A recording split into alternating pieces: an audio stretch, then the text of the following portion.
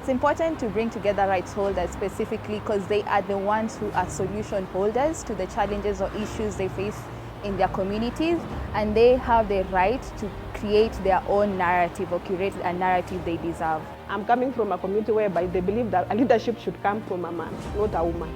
So myself, being a person whom I am today, a woman with disability from indigenous background, I would really love to be a change agent.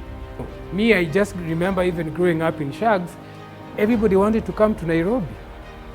Even to date, people still want to come, even with devolution, people still want to come to Nairobi. Why? Because if that thing is not ingrained in us to develop the places we come from, so that the opportunities that are equal in Nairobi can be equal in Kerugoya, equal in Kakamega, equal in Kwale, equal in all these places.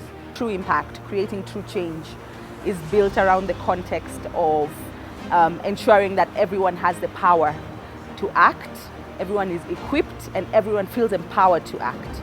And therefore, because of that, it's important to always remember that there is nothing that is for us without us.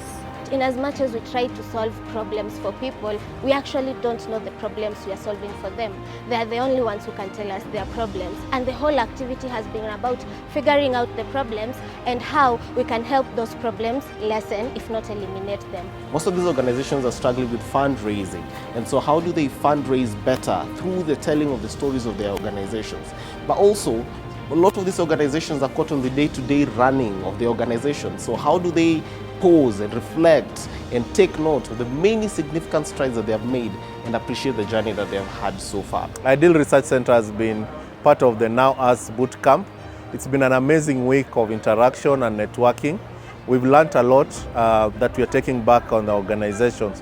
One of the highlights of this week for us has been relooking at the story of our organization and relating that to our value proposition. And as we go back, we are going to relook at the value that we are giving to all our stakeholders. You have to be very understanding as a person, yeah? And that's why if you are not a person who can be patient, if you're not a person who is inquisitive, it's very difficult for you to say you want to create social change.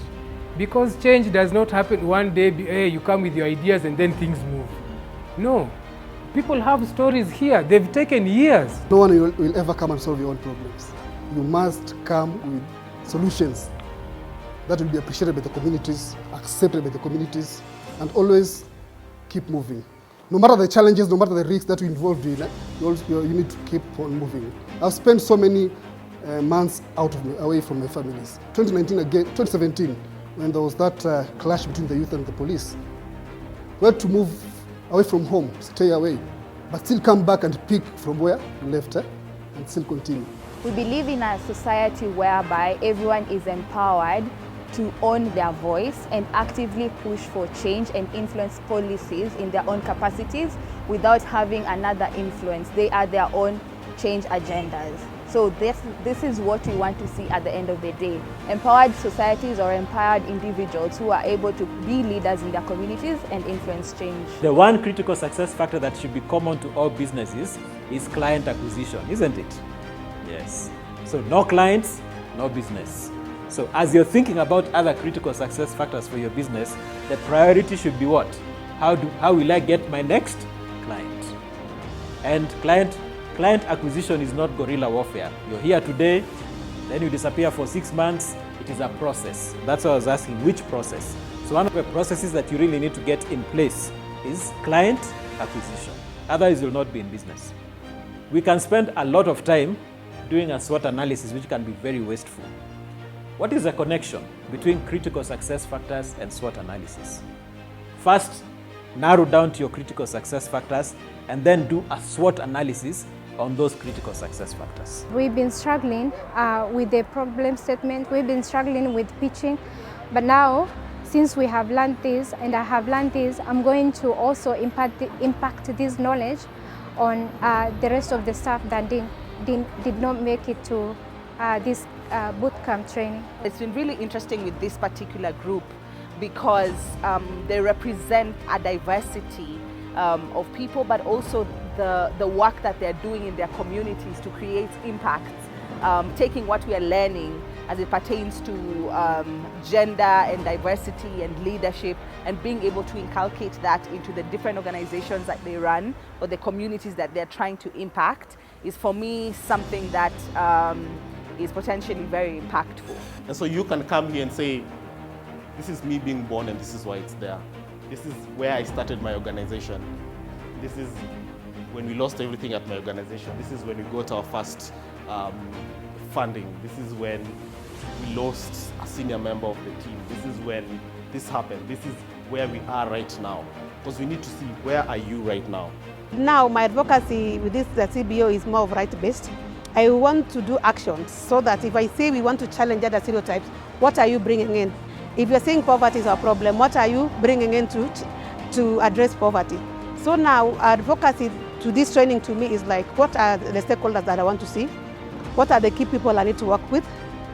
Especially when we want to say we want to eradicate FGM and GBV. So who are these people we want to talk to? And again, what type of advocacy do I want? So that our work is visible and our work will bring those solutions so that we achieve our goals. From this program, my key takeaway was creating a clear value proposition so that you can be able now to generate a vision and a mission statement which is clear and pitchable to the donors. Yes, so for us, since we're doing a 5-year plan and we're in the middle of doing it, we'll be able to implement now this program to help us now create a clear vision and mission for where we want to be in the next 5 years. So it was indeed a fantastic time that we had with them, a lot of honest conversations, inviting them to be vulnerable with us, and inviting that we also create camaraderie among the organizations, at how do they build bonds among all the 10 organizations that are in this room. How do they ensure that they can coordinate and they can partner better? Because when you know someone's story, when you know an organization's story, it's easy to connect with them. And we're hoping that these connections go a long way in creating a network of organizations that are connected and organizations that can go a long way in supporting one another in their growth journey.